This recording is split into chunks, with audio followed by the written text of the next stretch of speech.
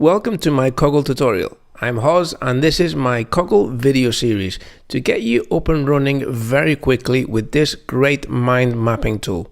This Coggle tutorial is nice and short, you don't need to spend a week here, you'll be up and running in just about an hour. And hopefully this tutorial will save you a lot of hours trying to find all the things you can do with Coggle. Okay, so this video playlist contains all the key things to know about Coggle, about how to use it and get the most out of it. And most of the videos are very short. And the reason for that is because I've separated every bit of information into its own video.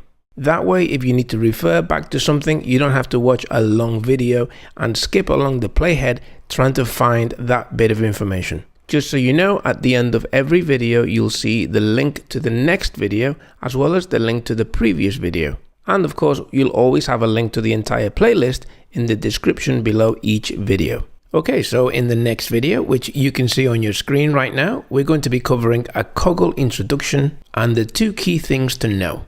So click the video when you're ready and I'll see you there.